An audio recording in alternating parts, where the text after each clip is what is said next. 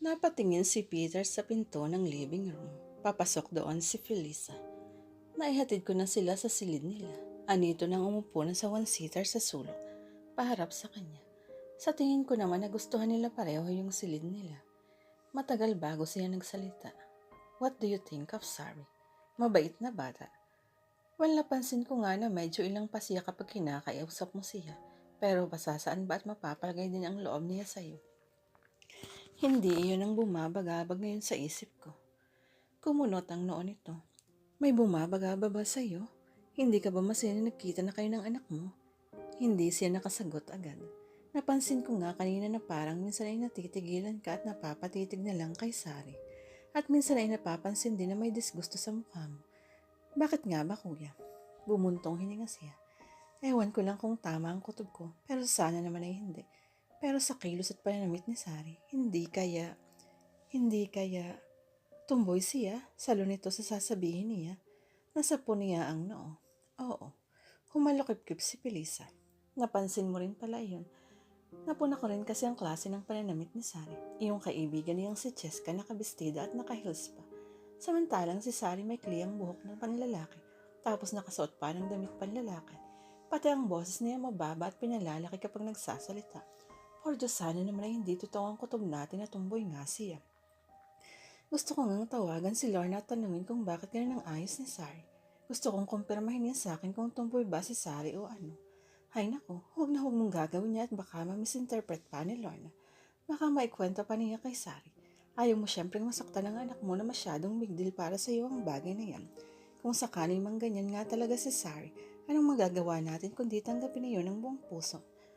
Pero hindi maaari iyan, Felisa. My God, she's pretty. She's very pretty. Kailangan niyang magpakababay at magkaroon ng asawa at mabigyan tayo ng apo. Mahirap bang gawin yun? Nagkibit balikat ito. Mahirap kung pusong lalaki talaga siya. Hayaan mo kapag tuluyan ang narelax si Sari sa akin. Ako mismo magtatanong sa kanya tungkol sa bagay na iyon. Kanina pa nakatulala si Jules habang nasa loob siya ng kanyang kwarto. Si Sari ang laman ng kanyang isip. Yun ba ang gustong ireto ni Papa sa akin? Kundes, para na rin ako nag-sweetest side kung siyang ipapalit ko kay Princess. Yes, she is pretty pero tomboy siya. Sana lang pagkakita ni Papa kanina kay Sari ay isang tabi na niya. Ang kagustuhan niyang pakasalan ko ang anak niya. Isang masaganang hapunan ang pinagsasaluhan nila sa malawak na dining room. Isa ito sa mga paborito ko, Tita Felisa. Sabi ni Cheska habang nilalantakan ang buko salad na panghimagas nila. Pas magsasawa ka niyan, Ches. Nakangiting tugon ng matandang dalaga. Sandamakmak ang puno ng niyog dito sa asyenda, lalo na doon sa sapa. May sapa po dito? Si Peter ang sumagot. Mayroon, iha. Bukas ng umaga ipapasyal kayo ni Jules doon. Pwede rin kayong maligo. Bukod sa niyog, may mga bunga na rin yung mga suha at bayabas doon, pati santol. Hey, nai-excite na tuloy ako. Masayang bulalas ni Cheska. Tahimik lang si Sari habang kumakain. Nagkataon na sa tabi pa niya nakapwesto si Jules. Nakaramdam siya ng pagkailang lalo at panay ang lihim na pagsulyap nito sa direksyon niya. Tumawag nga pala ako sa mama mo kanina anak, sabi ni Peter na tumingin sa kanya. Sa Lunes ay dideposit ko na ang perang ipampapagamot niya kay Belen. Tumango lang siya. Pakiramdam niya ay kumukulo pa rin ang dugo niya kapag tinatawag siya nitong anak. May nakapagsabi sa akin na isang kilala na taga Cebu na maganda raw sa Chonghua Hospital. Pagpatuloy nito. Kaya doon na lang kako niya dalhin ang tita Belen mo. Naku, sobrang mahal po sa ospital na yun, Tito Peter. Komento ni Cheska. Okay lang iyon, iha. Tugon ni Peter. I want the best service for Belen. Kung sa bagay ho. Pagkatapos nilang kumain ay nagyaya si Peter na magkape sa living room. Pero tumanggi si Sarah at sinabing may papanoorin siyang programa sa TV. Nagpaiwan naman si Cheska. Bago siya umakyat sa hagdan ay narinig pa niya nakausap nito si Jules. Napailing siya. Pasaway talagang kaibigan niya. Hindi naman sinanood ng TV gaya ng idinahilan niya. Nahiga lang siya sa kanyang kama habang nakatingin sa kawalan. Pagkalipas ng kalahating oras ay kinatok siya ni Felisa. May dala itong isang baso ng mainit na gatas. Inumin mo ito bago ka matulog, Sari. Naku tita, nag-abala pa kayo. Sabi niya sa pinalaking tinig. Hindi naman po ako sanay uminom ng gatas sa gabi. Mabuti yan sa kalusugan. Umupo ito sa tabi niya sa gilid ng kama. Tapos na ba yung pinapanood mo? Opo. Sinabi nga pala ni Jules kanina na bukas daw. Ay kakabitan niya ng wifi itong silid mo. Nabanggit kasi ni Cheska na may laptop ka. Ganon po ba? Sabi lang niya. Iniwan ko na silang dalawa sa balkon. Umakyat na rin kasi ang papa mo at matutulog na raw. Pinag-isipan muna niyang sunod na sasabihin bago nagsalita. Mabuti naman po at dito pa rin nakatira si Jules kahit wala na si Princess. Naku, kahit nung hindi pa sila kasal ng ate Princess mo, dito na talaga nakatira si Jules, sorry. Si Jules kasi ay anak ng dating katiwala ng asyenda, si Fabian. Nang mamatay si Fabian noon, kinumpkup na ng papa mo si Jules. Wala na rin kasing ina si Jules. Namatay ang kanyang ina nang ipanganak siya. Ang mga kamag-anak naman kasi ni Jules sa kanyang ina at ama ay parehong nasa malalayong lugar. 13 lang si Jules nang maulila siya sa ama. Naku, napakabait na bata ni Jules. Wala siyang masasabi sa kanya, masipag at responsable. Kaya naman hindi nagdalawang isip na ng papa mo na pag-aralin siya sa kolehiyo. Alam mo bang nagtapos siya ng kursong engineering na cum laude? Kahit papano ay nakaramdam silang paghanga kay Jules.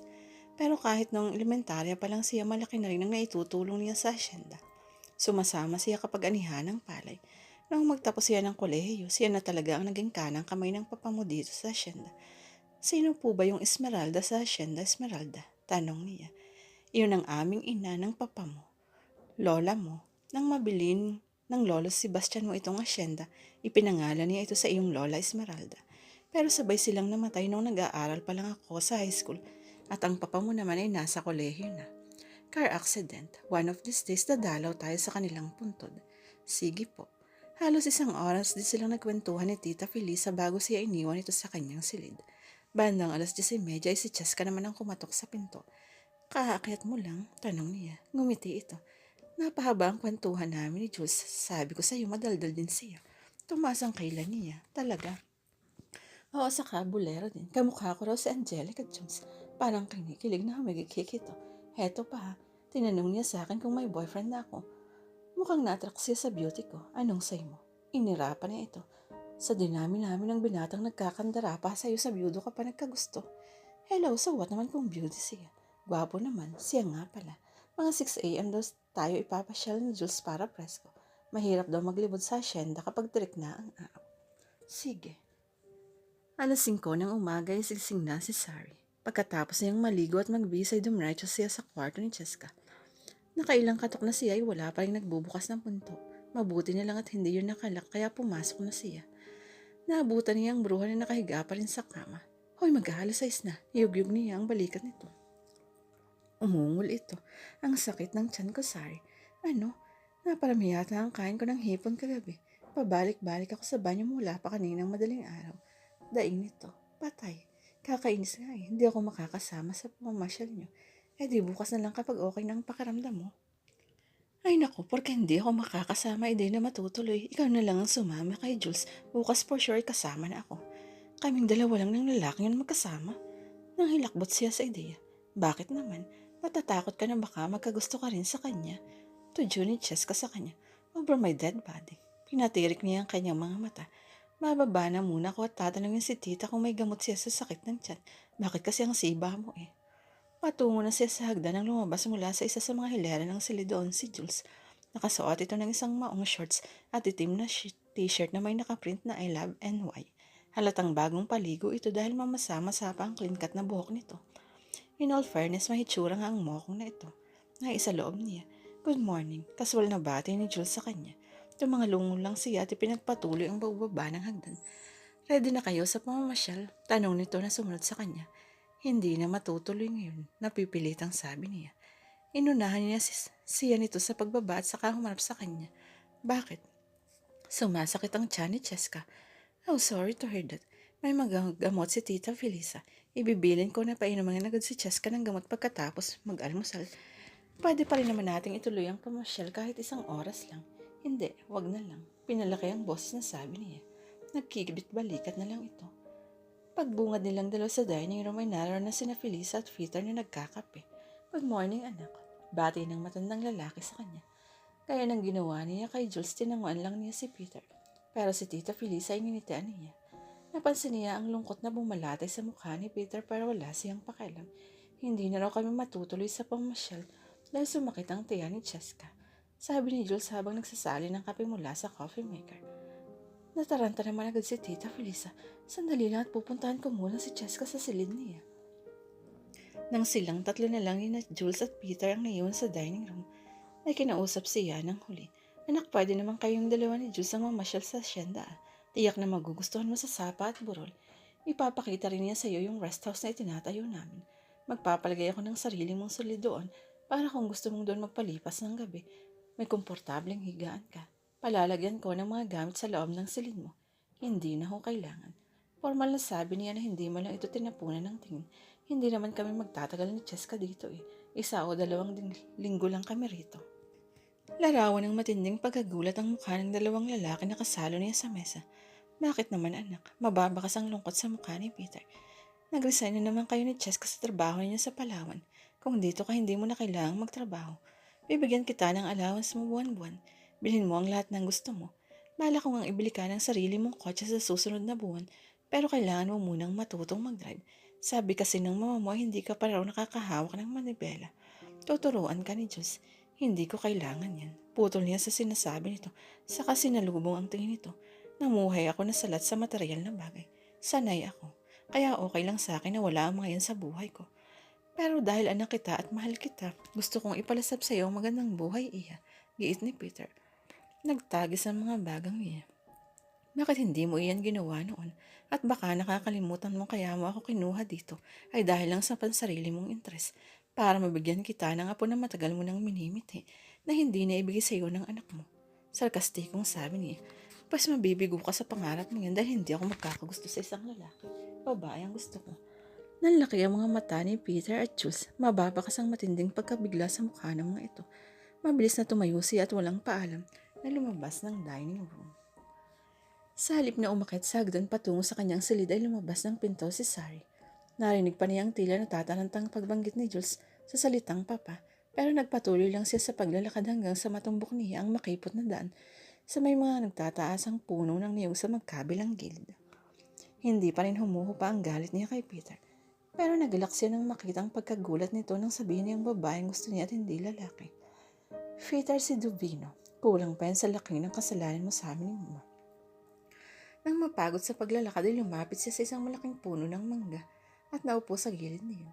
Mula sa kinauupuan ay natanalan niya ang mga kabayan na may 100 metro na lang yata ang layo. Iyon na marahil ang bahay ng mga katiwala sa asyenda.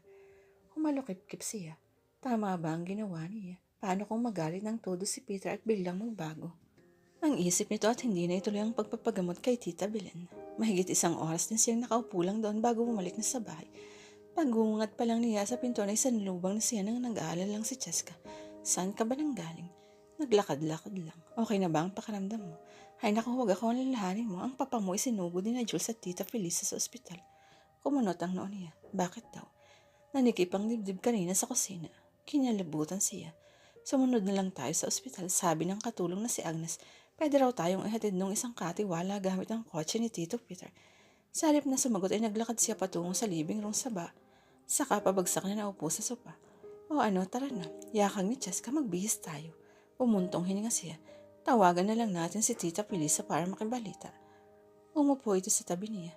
May sakit pala sa puso ang papa mo. Bakit kaya biglang inatake? Sa tingin ko ay dahil sa akin. Alanganing wika niya. Ha? Sinabi kasi niya kanina dahil anak niya ako at mahal niya ako. Gusto niyang ipalapsap sa akin ng magandang buhay. Biglang umakyat ang dugo sa ulo ko kaya nasabi ko sa kanya na kaya lang niya ako niyoha ay dahil gusto niyang mabigyan ko siya ng apo. Kung buhay ay yung anak niyang si Princess, maaalala ba niya ako? Nakakainis. Sinabi ko sa kanya na mabibigo lang siya dahil hindi ako magkaka-interest sa lalaki kundi sa babae. Napailing na lang ang kaibigan niya.